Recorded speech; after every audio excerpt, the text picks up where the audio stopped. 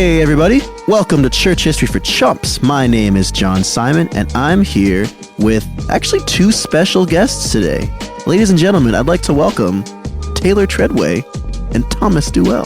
Happy to be here, John. You know, we didn't say this last week. We were actually trying.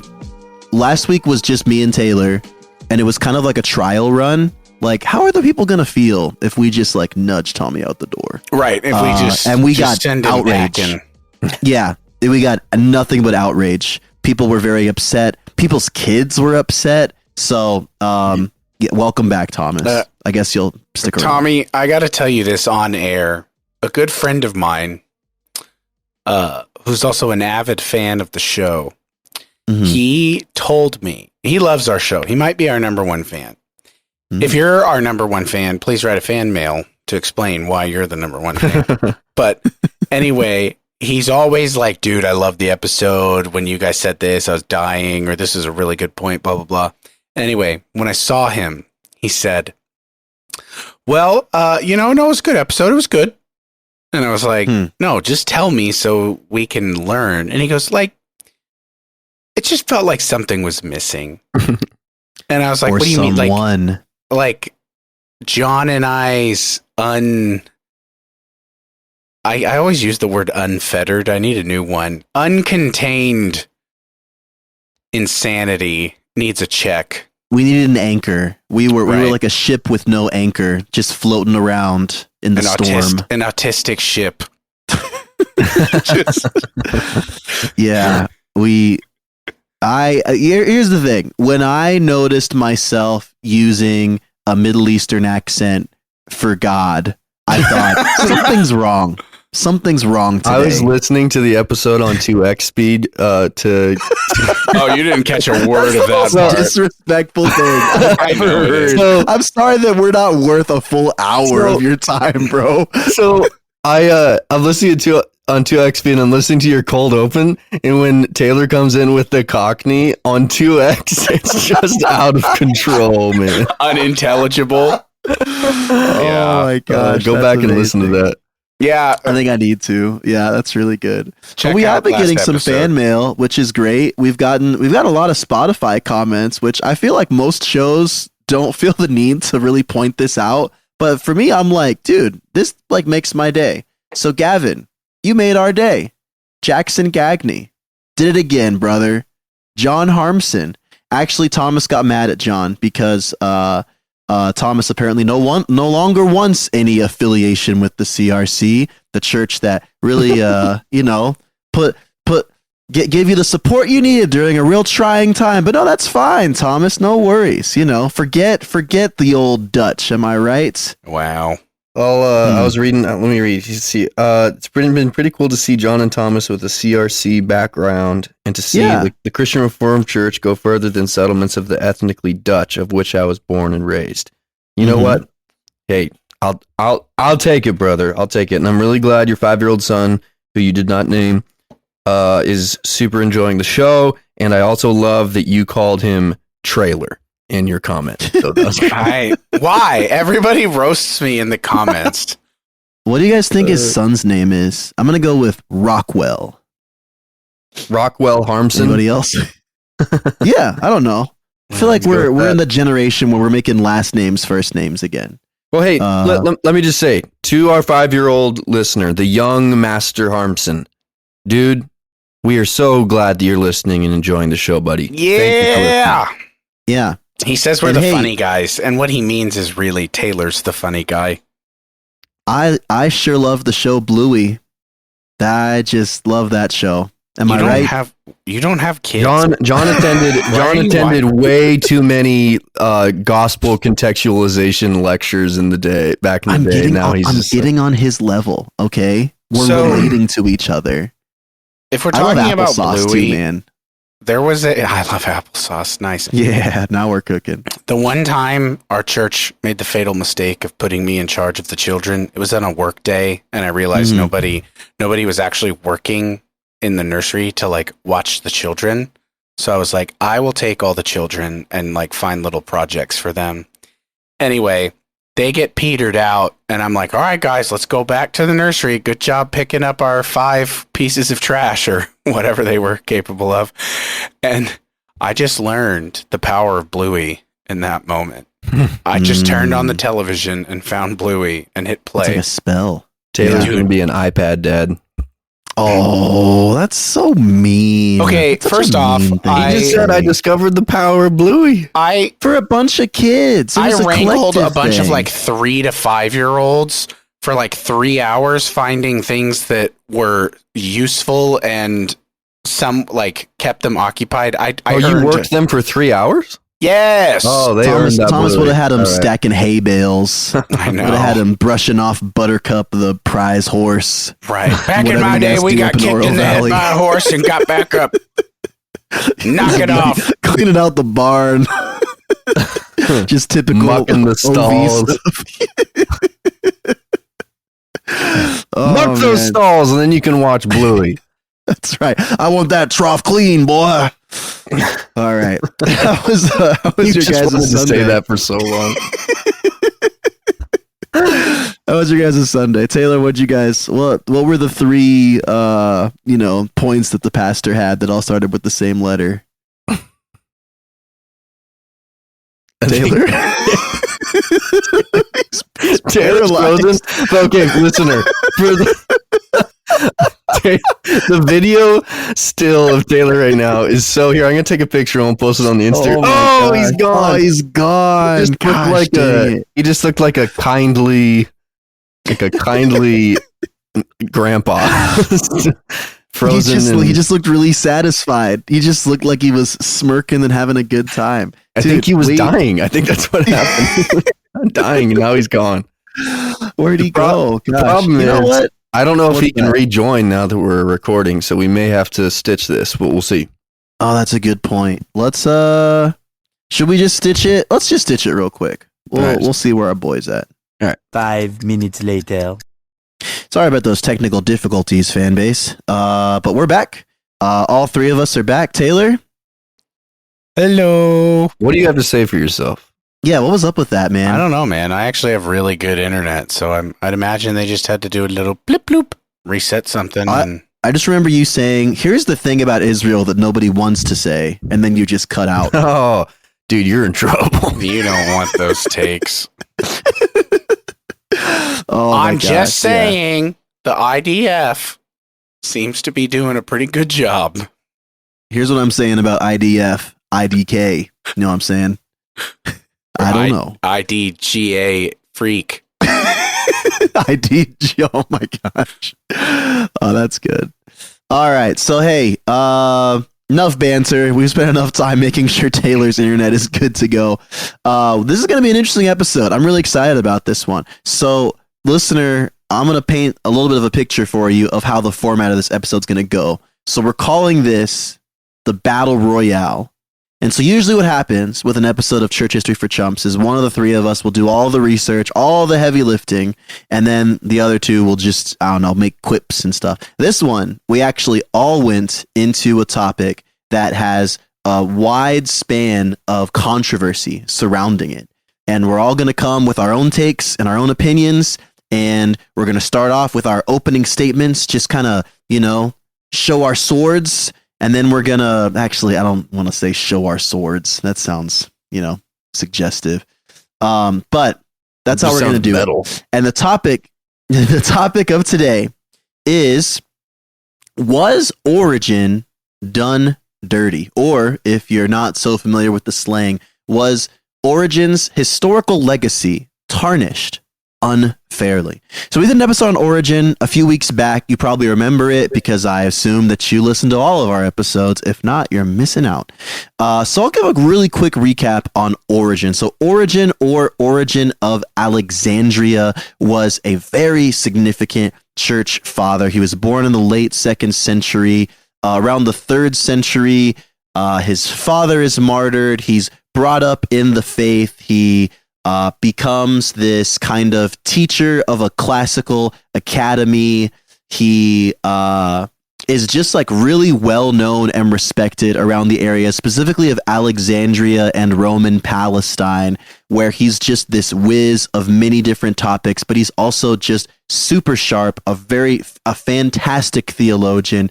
A lot of people are going to credit him with giving the church, like, people kind of weaponize Origen's kind of idea of typology or allegorizing, but really I think the more charitable way to look at it is Origen taught the church how to see Jesus and the foreshadowing of Jesus all over the Old Testament. That's a really big thing that he's going to contribute. He's going to write hundreds and hundreds of books, most of which are no longer available. He's going to pen classic phrases that will describe Christ's divine nature. He's going to write very early ideas that the church still holds to about the Trinity, about the hypostatic union of Christ. He's going to, I'm spacing on another one that was really important, but I'm forgetting it. But he was a man of good character. He was well loved, except for by a particular bishop named Demetrius, who really just didn't seem to like him. They kind of had a little bit of a rivalry with each other. Demetrius famously forbade Origen from being ordained as a priest because, and this is one of the biggest rumors, that Origen had eunuched himself, basically removing his sexual organs by choice, which at that time in history was a huge no-no, and you could not be ordained if you were yourself a eunuch. And so he is going to be tortured quite a bit, and in his 60s, I believe, under the Decian persecution, under the Emperor Decius. And even though he's not going to die directly from those tortures and that mistreatment, he will die within a few years of release. And he will not be given the title of saint. What's that, Taylor? We concluded that our friend, our comrade, was martyred. I mean, we did, but we have no power. He's not considered by the Catholic Church a martyr. The Ecumenical Council of CH4C. Right. I mean, all in favor say aye. Aye. Aye. All right. Well, and so it stands. Saint Origen. Can we saint him real quick, or should we wait till the end to saint him? Should we saint him? All in favor say aye. Aye. Aye. I have a Presbyterian. I'm gonna. Ooh, shoot. Okay. Thomas is like, I don't stand on my own authority. Thank you. All right. Respect. Okay. So how's this gonna work, John? So Taylor is going to give a quick recap for us of the very, very complicated Origenist controversies that are going to take place over the next few centuries. And then I think we'll just go down the line. The three of us will give our little opening statements as if we were speaking to the Chump Nation, like the jury on the stand. And then we'll explore. So we'll each say our statements, but we won't start arguing until after all the statements are done. Okay. Exactly. Good. Yep. Okay. All right, Taylor, recap. So the first thing that we need to do is understand how complicated this discussion is.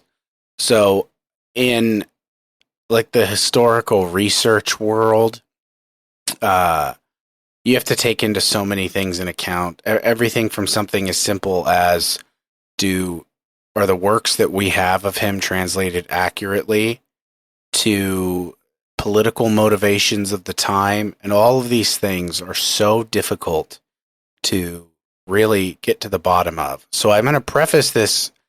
If you are somebody who's very interested in this and has access to a library, Princeton published in 1992 Elizabeth Clark's work called The Origenist Controversy. I would recommend reading that because she takes a very in-depth dive into all of these things, and that will give you a very specific picture of what was actually happening. Now, I'm not super familiar with any of the criticisms against her work, but I did browse through it preparing for this episode, and she does a good job. There's another free resource while we're on the topic that I found really helpful. The Stanford Encyclopedia of Philosophy has an entry on Origin that is free that you can read, and I'd recommend that one. Right. And so I'd recommend www.wikipedia.org /origin with an E. Thank you, John. Tell him John sent you. Thank you. So funny enough, as we're talking about sources, Wikipedia, you have to be careful with some things, but I have found in the hyper-specific church history / theology world, Wikipedia is actually like a great goldmine for overviews. Sure. Yeah, I agree. And I think it's because when professors are bored, they go edit Wikipedia articles. and I know that sounds funny, but one of our librarians, who's also our professor of ethics, like I asked him what he was up to one day, because I don't work at work, I just wander around the building. Anyway, I was like, "What you doing, Dr. Rob?" And he's like, "Oh, just editing Herman Bavinck's Wikipedia page." I'm like, all right, that's awesome. And then it's crazy they let the Baptists do that, man. No, Wikipedia is conduct. Right. I don't even have a sassy comeback. Just shut up. Okay. So all that to say, we are going to be oversimplifying some things, and this is a very, very difficult discussion that one section of could be an entire person's PhD research. So that being said, it is, I believe, the end of the 4th century, where a certain bishop, Origen, just all the bishops come after him, right?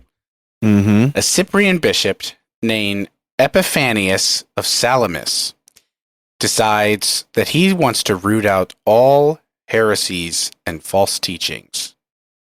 So he is on a warpath, and he writes in 375 and 376, Ancharatus and then the other work, Panarion, where he is compiling lists of Origen's teachings and saying this is why they are heretical.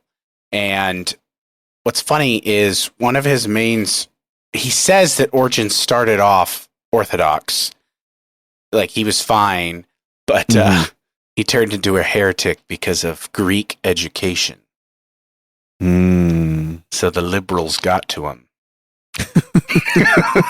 Was this a Latin guy saying that about the Greeks?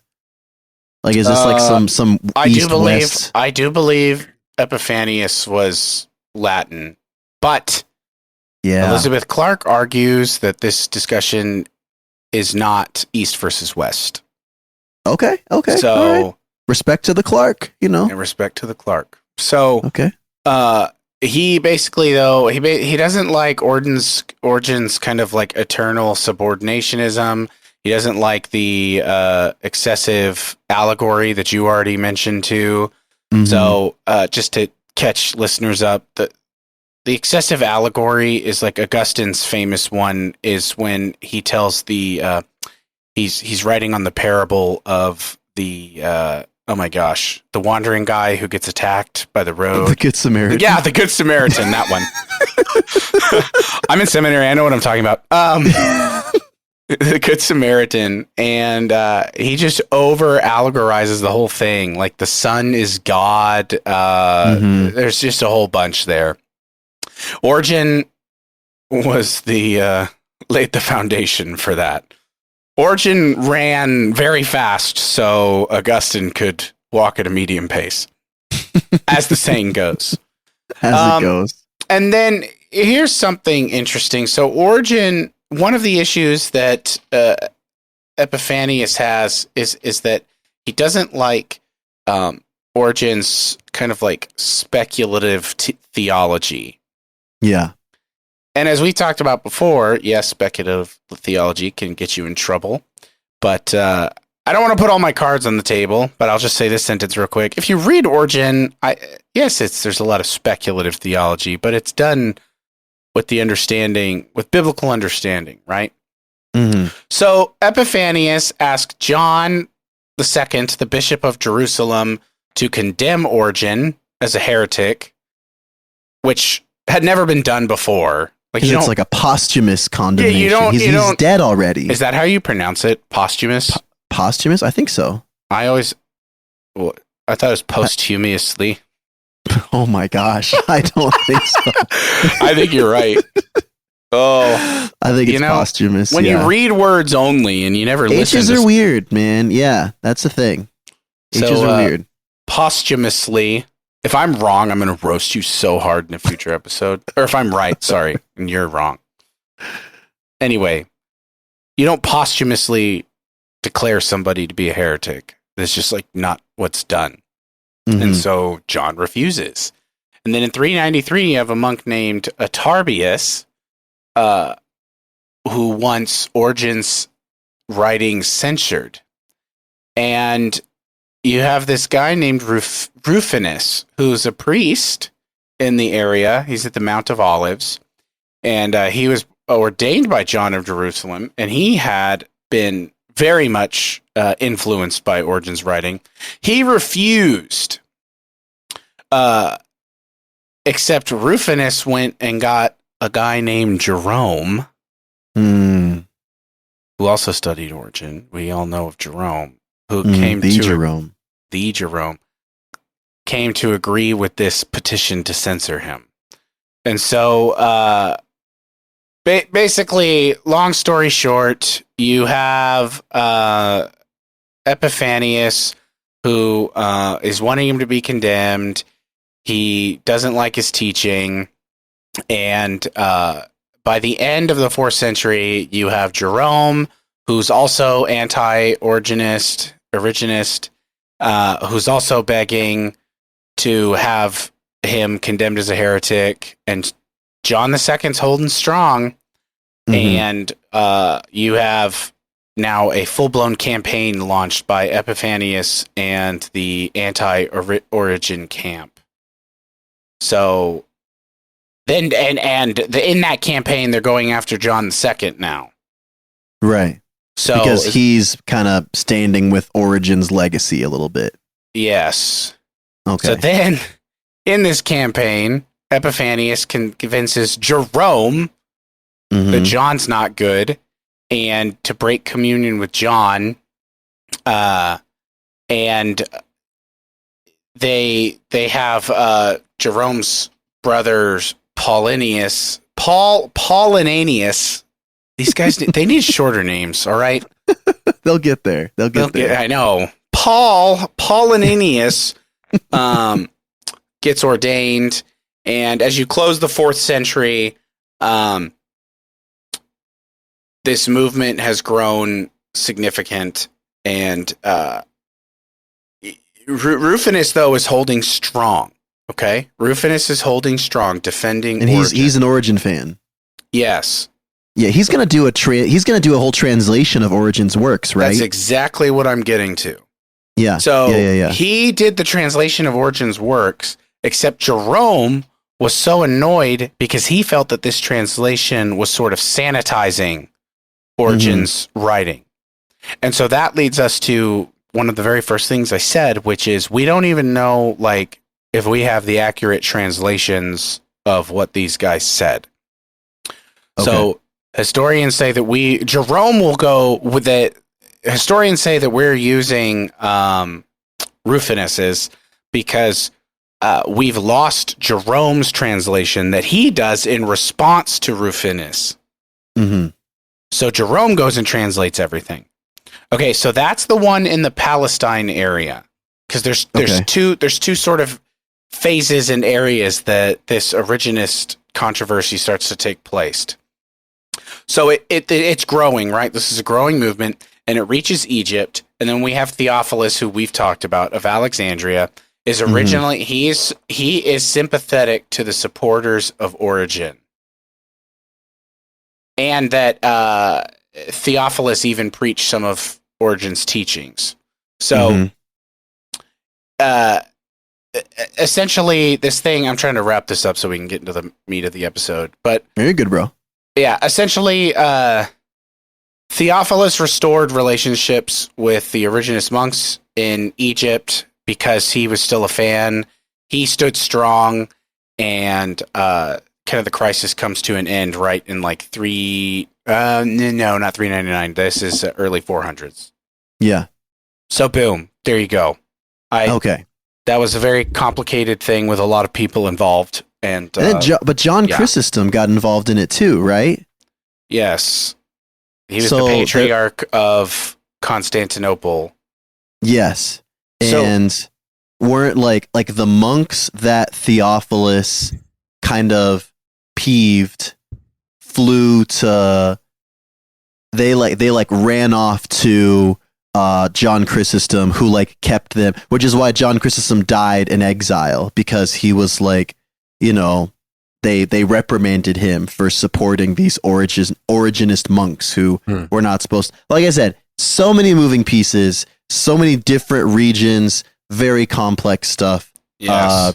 Yeah. So thanks for the recap, Tay. And then there's another one which involves the Emperor Justinian and the second Origenist crisis is way later in the 700s. It involves like as you said, Justinian. That's when the works were burned, right? Yes. And I think that's when he was officially pronounced as anathema. That's when they went back and posthumously condemned him. Yeah. But that's in recent years, at least, recent popes have cited Origen's work as being beneficial for the church. So he's like back in the good graces of the Roman Catholic Church, at least these days. Yeah. It's like when you're floating between, like, you haven't been condemned formally. Well, I guess that's not even true. He was condemned formally, but maybe the fact that he was condemned by Justinian, who is an Eastern emperor. Well, no. And then, like, because I read this was a really interesting David Bentley Hart article that I read that said that supposedly Origen's views were condemned during the Second Council of Constantinople, but modern scholars don't even think that Origenism was even brought up during that. They don't know for sure if he was actually condemned. Right. It's like there were, I forget what they're called, but there were like 13 false teachings that were brought up. But now modern scholars think that they were basically added to the minutes of the meeting after the council had already adjourned.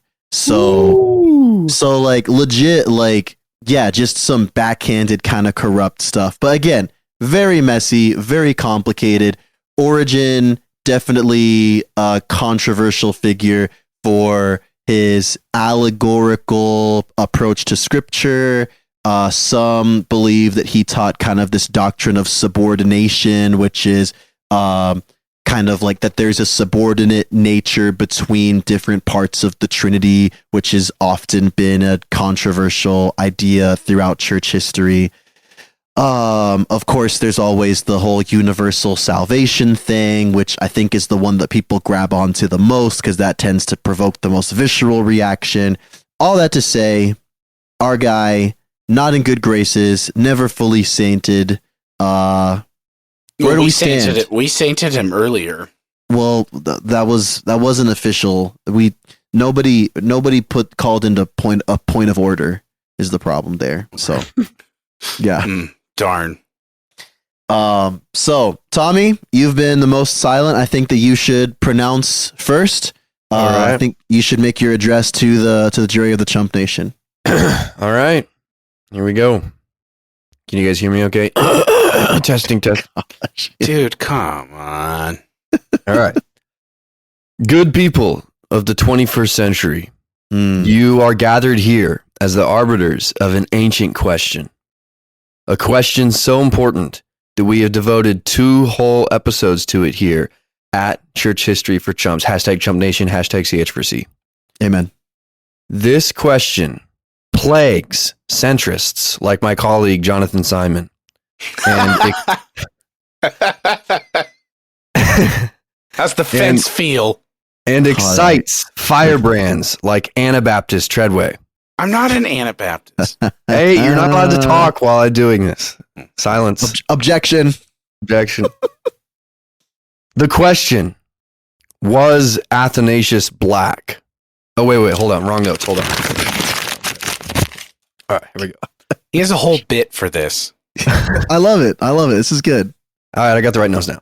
Question, was Origen a friend or a foe to orthodoxy? You, dear listener, you space traveler of the cosmic odyssey, otherwise known as having a high-speed internet connection, have to discern the life of a man who defies our abilities to place him in a box. But I will beg you, for once in your life, stop trying to make everyone happy and pick a side. Certainly, Origen has many admirable qualities.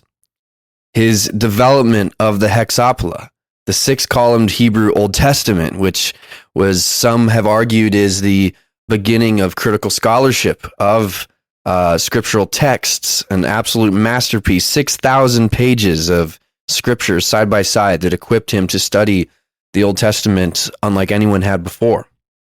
His piety, his submission to ecclesial authority, even when he disagreed with it. And finally, his lifelong desire for martyrdom and faithfulness under intense torture. I will start by saying that Origen was certainly a Christian. And I expect to see Origen in the kingdom of heaven. However, when we did our Christological heresies series, one of the things that we were keen to point out is just because someone is a heretic doesn't mean they're not a Christian. One could, in theory, hold a heretical view either accidentally or maybe even willfully without that necessarily, depending on the heresy, necessarily making you not a Christian anymore. I was listening to a podcast from, I forget the title of the podcast, I'm sorry, but they were talking about Origen, and they were speaking about him favorably, and they defined a heretic this way. I thought it was a good definition. A heretic is someone who willfully and persistently rejects an article of faith despite the church's efforts to correct him. Now, Origen was not, even though there was some of the things that he taught or was speculating about were challenged by his contemporaries, in many ways, many of the things that he wrote about were challenged by people who were born sometimes even centuries after he wrote them.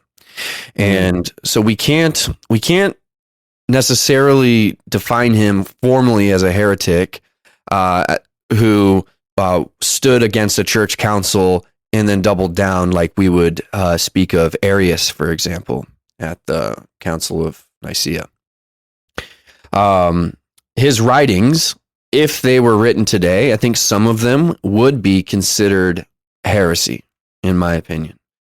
But he's writing at a very early stage in church history where so much of what he's doing you could consider to be speculative theology because he wasn't working with the same deck of cards that we are.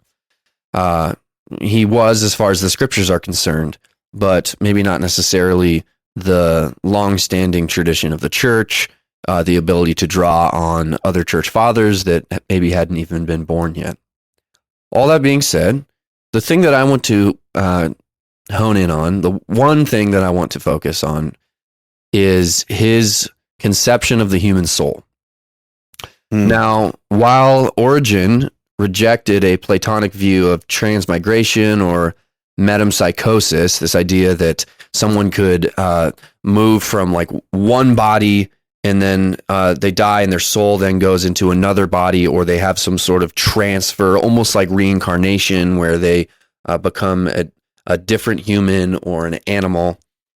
He had a view that seems to be more than speculation. It seems to be like really actually what he believed and taught was that we all were pre-existing souls that could have offended God before being placed in a body.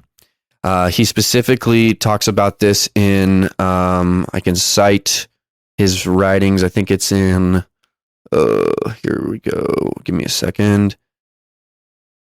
Book 2 of his writings, book 2, article, chapter 9, article 7, I believe. He's talking about Esau and Jacob. And he's struggling with the idea of like, how could it be that even in the womb, God loved Jacob and hated Esau? And he, as far as I can tell, basically concludes that the reason why that must be the case is that before Esau was conceived in his mother's womb, that he had somehow offended God in some way in a pre-existent state as a soul without a body. He definitely is drawing on this tripartite nature of man, which is a Platonic way of viewing a person, that we are made up of body, soul, and spirit. And that's not a heretical view. I mean, there's a lot of Christians that would hold to that view of the human person. I personally prefer a bipartite nature of man, where we just simply speak of body and soul, and the term soul and spirit. Even when we see those three things broken out in Scripture, and some verses in the New Testament refer to body, soul, and spirit, really we're talking about soul and spirit as different ways of talking about the same thing, which is a human body that has been filled with the breath of God, that we have been given a soul or a spirit. I think that his view of souls pre-existing that could have maybe even sinned in some way before having a body is contrary to the redemptive historical scope of Scripture. I think it does damage to federal theology, which is important for understanding original sin, and it simply goes beyond what the Scriptures teach. And so I think this is, in my opinion, the final and most important piece of evidence for the conclusion that I'll make here in a moment, and then I will yield my time to my good brothers. If Origen were alive today and teaching these things, I think we would wonder if he got his biblical studies degree from Brigham Young University. I think that his teaching of the soul is identical to the way that Church of Latter-day Saints conceives of people. I didn't have time to super drill into this idea, but there's some kind of wonky stuff too, where he, because of this view of like souls pre-existing before bodies, I think, and I don't know for sure if he actually taught this, and this is where it gets confusing, but I read something about he was maybe speculating that Jesus was one of those souls that pre-existed, and he was like the only soul that like didn't deny God, and so he got to be the incarnate one, the Son of God, or something like that. It's again, dude, I did not find that. It reminds me of the Mormon doctrine of like Jesus and Satan are like brothers, and then like Satan's like the bad one, and then Jesus is the good one. And anyway, something to look more into. So here's my conclusion. I'm advocating for placing Origen in the penalty box of church history. We cannot know the extent of his views, and while we appreciate the important contributions he made to early Christian philosophy and theology, we cannot and must not recommend his work wholesale. We can certainly use his work, and his work is very foundational for some of the things that we really count as essential. For example, the work that he did, which helped the bishops at Nicaea, is absolutely critical. But Origen is like Chat GPT. He can help you learn some pretty cool stuff, but if you actually use his work, you could get into serious trouble with your professor. I yield my time. Thank you, Thomas. Yeah, thank you. That was good. All right, Taylor. Why don't you go, John? I'd be happy to. I just don't have anything remotely that verbose to follow up with Tommy. Well, that's fine. Good. Yeah, that was good, Tommy. That was it's fair. Ladies and gentlemen of the jury, like to start my time by asking a question. Where's all the whimsy gone? Where has all the whimsy gone? When did speculative theology become such a bad word? I suppose in the 21st century, in an age where truth has fallen into such subjective hands, and there is so much antagonism from one faction to another, sometimes for pure reasons, other times out of pure tribalism.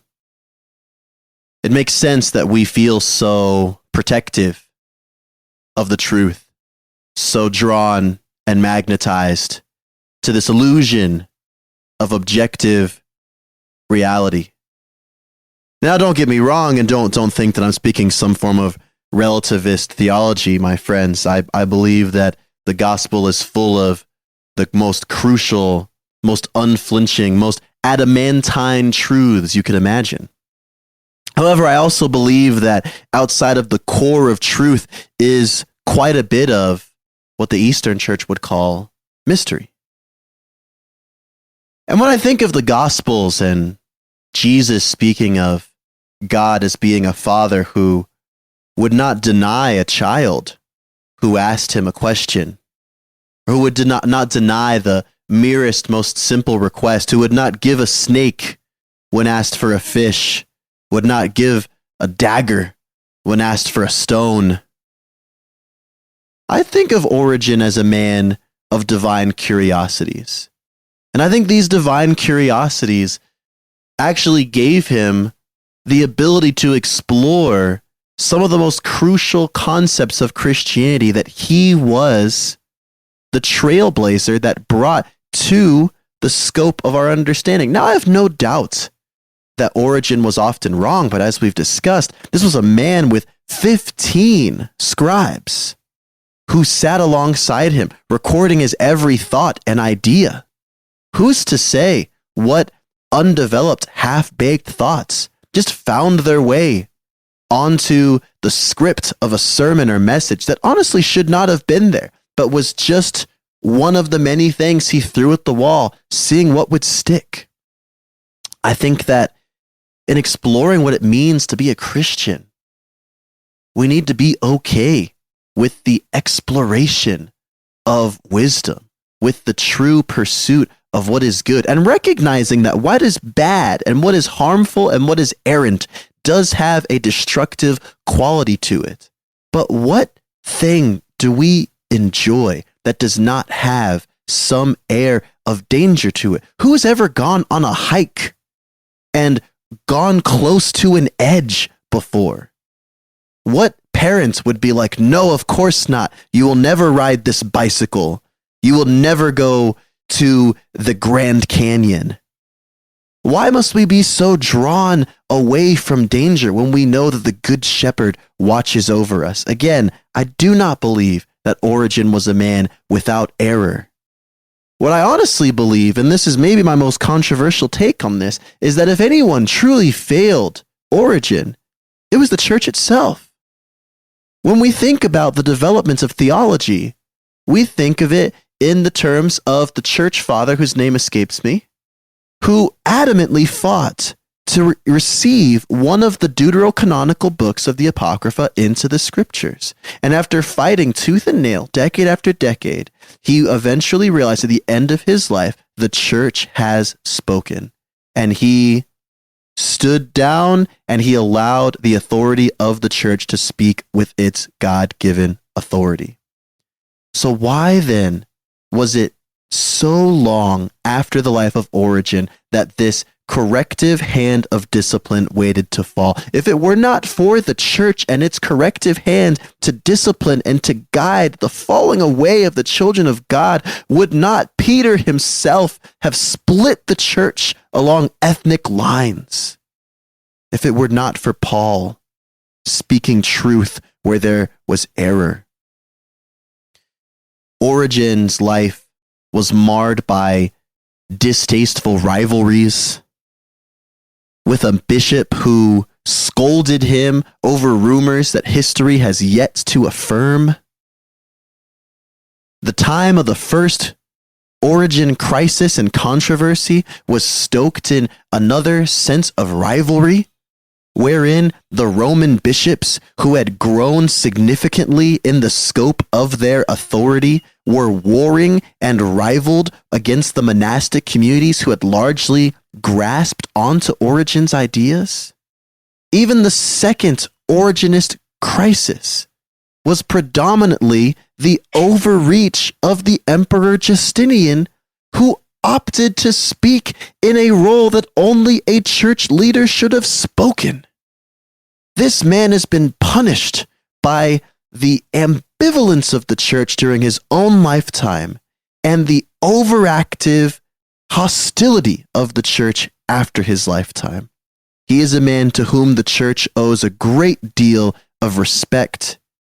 And while his theological flaws are not to be taken, are not to be believed, his legacy, his faithfulness should not be marred as a result. The Catholic Church and the Orthodox Church were steeped in political and systemic error when they opted not to give this man the legacy he deserves. I cede my time. Okay, Mr. Filibuster. All right. I guess it's my turn, isn't it? Mm-hmm. All right. I'm not stalling. All right. Ladies and gentlemen, church history for chumps.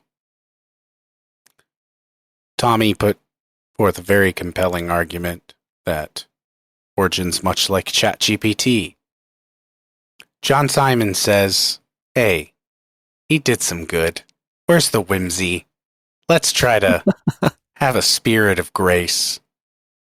And I say, I believe in the priesthood of all believers and your ability. Here we go. Your ability to discern for yourselves what is true. I think politics came into it. It's very clear throughout history, our historical record, that the church, John Simon, did try to put a stopper to Origen by not ordaining him. So maybe there was some problematic teachings snuck in there. Maybe Origen was thinking too big for his britches, as one might say, in the spirit of whimsy. But I would also say that the German heretics of the 20th century were also being whimsical, John Simon. And I would say, to Tommy's point, that if one is useful in certain circumstances, but irresponsible in others, is it still useful? Do you send your children to a school that teaches great history, but maybe just has a sympathetic view of Hitler during World War II? No, you don't. You say, I don't want my child learning anything from that person. That's why I deleted Twitter, actually. We don't have time to get into that. So I say, I do think Origen was problematic, but I think it should be commended that he wrote the first systematic theology, arguably started textual criticism, and definitely meditated on the deep things of God. I do not condone speculative theology. And I am not willing to play ball with the idea that something is useful while also being horrifically wrong. I just say, leave it up to you, dear listeners. My fence feels real nice. Leave it up to you. Read him for yourself. Discern for yourself. Take what you can. But I don't think Origen should be taught in a Sunday school classroom. Amen. Amen. I thought that you were gonna just go, hey, so since these guys covered it so well, I'm just gonna use the rest of my time to talk about the 9 marks of a healthy church. I kind of wanted to do that. Honestly, you guys did just knock it out of the park. I think, okay, the one thing that not that I was just lying, so to speak. I think there's something to be said for the idea of, if he's really wrong in some places. I will say this, Tommy, you threw out that like glaring accusation about that, like the tie into Mormon theology. Yeah, that was a haymaker. Dude, I think you're taking that his whole rational beings thing. You're taking that way too far. As far as Origen, interesting. Okay, his universalism is like that's a bigger problem. It's the idea that God will purify all rational beings eventually, that he will draw all rational beings back to himself, which I think is a very, very charitable understanding. So I will add to what I said earlier. I think, and I want to do more research on it. Maybe I'll do some more research and then drop something on our Instagram story to clear it up. But the bit about like him, like speculating that like Jesus was like the pure soul or something like that, that wouldn't jive with some of his other teaching on the co-eternality and the same substance language that he uses to talk about the Son and the Father. That could be something that his followers were teaching, and I maybe failed to mention that. But even that, I think, points to a really odd dilemma, which I think when we're judging people by their fruit, one of the ways that we can do that is like what happens to someone's teaching in successive generations. Like what do they do with it? And I think when we look at Origen, that's a complex thing to consider because he has some followers that we really like, but then others that we would kind of balk at. But when we look at like the fact that we don't have all of his writings, but then we do have those people using his writings later on in church history to propel some really weird views.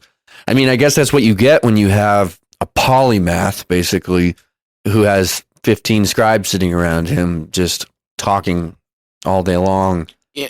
Also, you're going to end up with fodder for weird theology. I also think that's just what happens when you're such a pioneer of so many things, is that like one thing I read, so in the Eastern Church, the Cappadocian Fathers, Greg, and Basil, they were all hugely influenced by Origen, and that is the heritage of Origen in the Eastern Church, which is massive.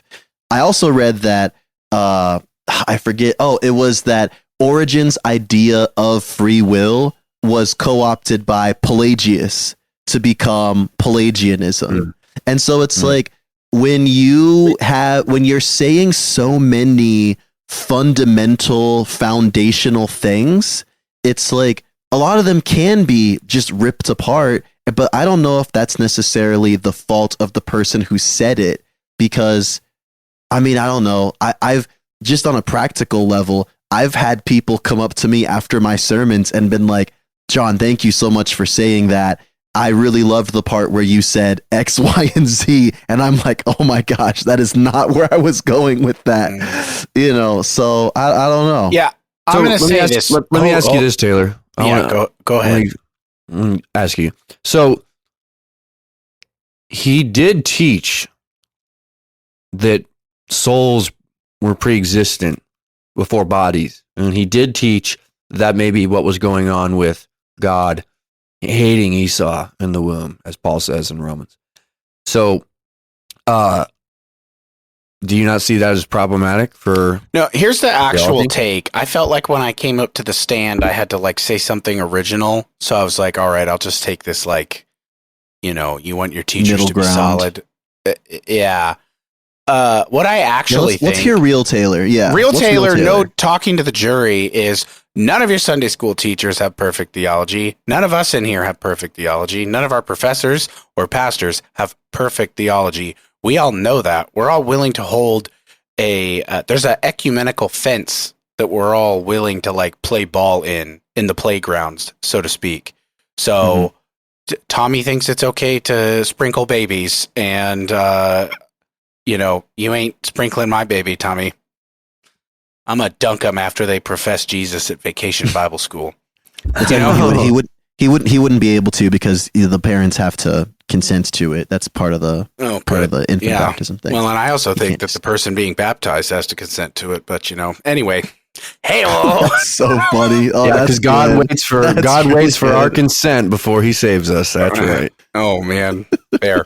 Anyway, look, I think Origen was a creative young man. I think that he should absolutely be lauded. I think people took his teachings and ran with it. I think that that's why he wasn't really condemned. I think there is something interesting that I said. I was so smart when I pointed out that the church did try to bar him, wasn't I, John Simon? That his main mentor was like, you're not going to be ordained. Maybe there was something there. Maybe there wasn't. Maybe it was just more political moves. Maybe it was being threatened by some young guy. But anybody that ventures out to make a systematic theology is going to get themselves in trouble very quickly. It's very hard to write a systematic theology. So, what was our word for the day? Posthumously? Posthumous. Right. So that would be like the equivalent. I think what happened to him was the equivalent of somebody said, I don't like Calvinists. They're annoying. Fair point, right? And, fair point.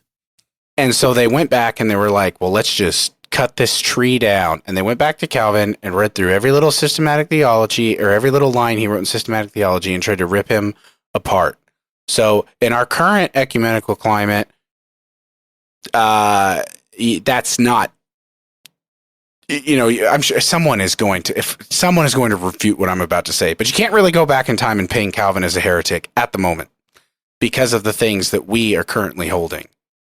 Well, that's so kind of an interesting idea. I interrupted. I believe it's okay. I believe in one objective truth. I don't, and like we will all chase the objective answers, but I don't. I think that there's a reason Jesus did not speak on secondary and tertiary issues very much. I think it's difficult for us to know. Tommy just made a face. I'm sorry, Tommy. What did Jesus say about baptizing children? Shut up. Little children come to me. Oh, yes. And one of those was Ignatius, as John Simon and I discovered. That's right. So all that to say, I'm actually, I'll land the plane. I think we need to, if we were Catholic, I'd be like, no, go back in and saint him. Like, boom. Come on. Mm-hmm. I just because, he taught some fringe things. And I don't even know if his universalism isn't real universalism. Right. In the standard of like, well, a loving God could never send anybody to hell. That's not his argument at all. Right. Mm-hmm. Well, and I mean, I made it clear at the beginning of my statement that he certainly is a Christian. So if that's your bar for what you're calling a saint, sure. Like, he was a Christian. Saint the man. Give him a halo. He wants an icon. That was unfiltered Tay-Tay. There you go. That was good. Yeah. I mean, it does bring up an interesting idea of it feels like we want to believe that all theology is timeless because all truth is timeless. But I imagine, like, if you sort through the volumes and volumes of patristic literature out there, you're going to read something by someone who is certainly not considered a heretic that could easily be interpreted as something that's not orthodox today. And I think maybe it's because language and culture changes and that makes it hard to really grasp things. But it also might just mean that, I don't know, like, I don't know. It's tricky. So, yeah. But, I mean, nobody really knew. I mean, like, one of the things that killed me about, I think it was either the first or second, it was one of the two of them, one of the big issues that one of the bishops had with Origen was that they didn't like that he believed that God was incorporeal, which every tradition of Christian would say right now. Like, they were literally mad about it because they just didn't think so anymore. But I don't know. It's crazy stuff. Yeah, man. So, like I said, I really do think I'm very generous towards him now especially after reading him. I'm very, very generous towards him. I'm willing to give him the benefit of the doubt. Yeah. Of all the doubts. Mm-hmm. All right. So what do we want? People just drop in the comments who won?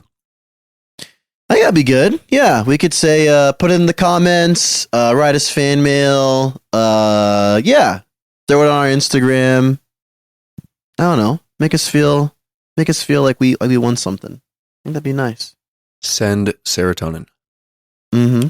Yeah. What's our record time at right now? Because I'm all jacked probably up. over an hour with the 10 minutes that we started with. Yeah. Yeah, we're I'm all jacked up because of the DC. The discharge? No. Disconnect. Oh, I gotcha. I was like, huh? Wake up, John Simon. All right. I'm Wake back. up. Jeez. Well, what are we doing next episode? Polycarp? We've done Polycarp, dude. You did the death of Polycarp. I want to hear about his life. I'm pretty sure most of his life is just going to be... I know. Yeah, he was a bishop, and then he was martyred. That's the hard part about the early guys. Is we don't know anything about them. Yeah. So... They didn't write much back then. Well, first battle royales in the books, boys. How do you feel? I don't like making a statement like we're talking to a jury. I didn't know that was what was going to happen. Oh, I'm sorry. It's okay. Yeah. I feel like you'd be really good at that if you had prepared for that. I think Taylor round 2 was decent. I think everybody won. I think we all won, guys. He's such a fence sitter. Oh my gosh. I'm just memeing myself. Of course I think I won. Are you kidding me? Demolished you guys. John Simon's like the camp counselor that just all the kids love because he's like, I train children for greatness. You just give them pats on the back, goldfish. I fence sit when we need a common ground. You know, when we just got to be stable. I'm just trying to make sure everyone hears each other. But when we battle, I didn't sit on a single fence today, bro. I came out swinging, and I think the audience knows that. You asked where the whimsy was. Yeah. Where is it, Taylor? A lesser known DMX track, actually. Right. Where my dog's at. That's good. Where the whimsy at? That's good. Oh gosh dang it. All right. Well, good stuff, boys. Chump Nation, the job is now yours. And you know, you might be listening to this and thinking like, I don't want to do that. I don't want to have to type something. That's exactly how you sound. But here's the thing. If we get one vote, that vote has 100% power. So if you're that one vote, listener, you get to decide. And that means at the next episode, when the votes have been counted, whoever the winner is going to be insufferable. Or should I say, I will be insufferable. Oh, man. You're guaranteeing no one's going to vote for you. Yeah, I know. I really am. But actually, that's a defense skill because now I can say, well, they just didn't vote for me because I acted all prideful. We need to end with like the epic rap battles of history. Who won? Oh my gosh. Who's next? I forgot about that. You decide. You decide. That's good. All right. Well, thanks for the laughs, boys. We'll talk to you guys real soon and talk to you later. Bye.